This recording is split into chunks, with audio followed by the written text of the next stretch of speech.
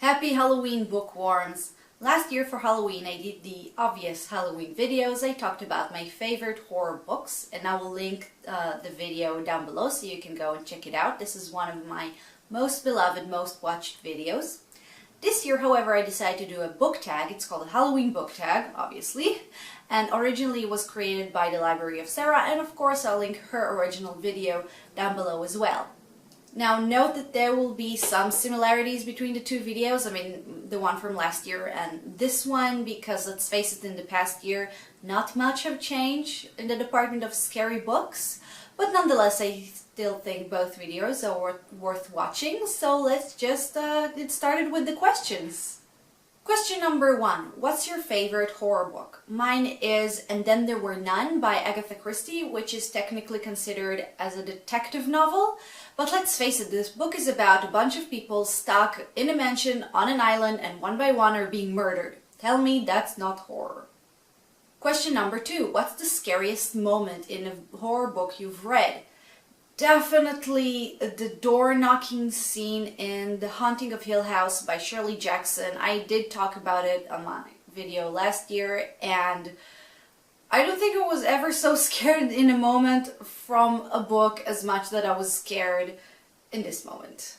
Question number 3. Would you or have you ever dressed up as a character from a book for Halloween?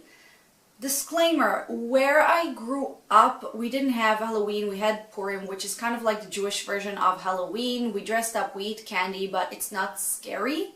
That's, I think, the main difference. But nonetheless, we dressed up, which I think is the main issue here, so I would talk about dressing up for Purim instead for Halloween. I hope that's acceptable. And would I? Yes, of course I would. Have I? Yes, also. Twice. I was Dorothy from The Wizard of Oz, and I was also Erwin from Lord of the Rings.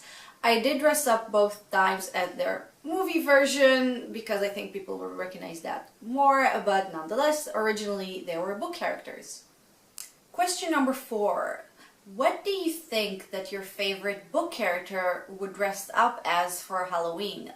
That was a pretty interesting question and not a very easy one, because first of all you have to figure out who your favorite character is from a book. And after thinking about it, I think that my favorite characters are Aziraphale and Crowley from Good Omens, and they're a duo, you can't choose one.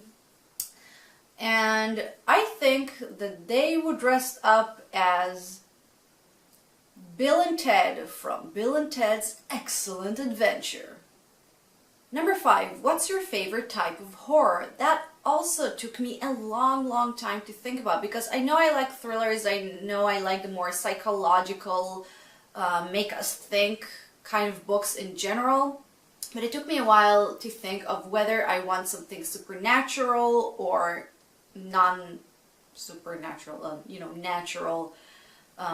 And I'm still kind of arguing with myself, because I do love fantasy, I love supernatural things, but I think that when it comes to horror, I think I will go with, let's call it natural, psycho killer kind of a horror book, because we don't really need supernatural things to create really scary stuff. Just look at Ed Gein and Jack the Ripper and all of those people. They existed in real life. And yeah, I think that when it comes to horror, you don't necessarily need supernatural things. The reality is scary enough. Question number 6. That one is a really cute one. If books were as cheap as candy, which books would you give as trick-or-treats? I'll start by saying that I will still give chocolate, because, come on, that's not fair. But I would probably give short stories, because, you want something small. Probably collections from Edgar Allan Poe and Shirley Jackson, and just short stories. What's your Halloween TBR? The second book from the Diviner series. I recently remember that I actually read the first one a while ago and it was really good. I want to continue the series, but also, and maybe you guys can help me with a recommendation, I want to read a good Stephen King novel. Because when it comes to Stephen King, I think that he either has some really great books like It, Needful Things, Green Mile. I know that Green Mile is not considered horror, but still a novel by him. It's really good. But he has also books that are, I'm sorry, but I consider total crap. Once again, sorry. I hated The Shining, even though it's considered one of his great works. I got bored from Misery. I got bored from Pet Sematary. I thought it was so predictable. And let's just say I'm looking for another good one because I know he can write books that I find really, really good. I've heard that he has this trilogy. I think it's trilogy.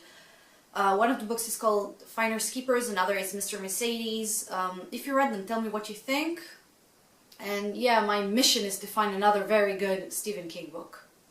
And number 8, the final question, recommend some Halloween books. I did an entire video about that, so instead of just repeating myself, I'm linking once again my Halloween recommendation favorite scary books videos from last year.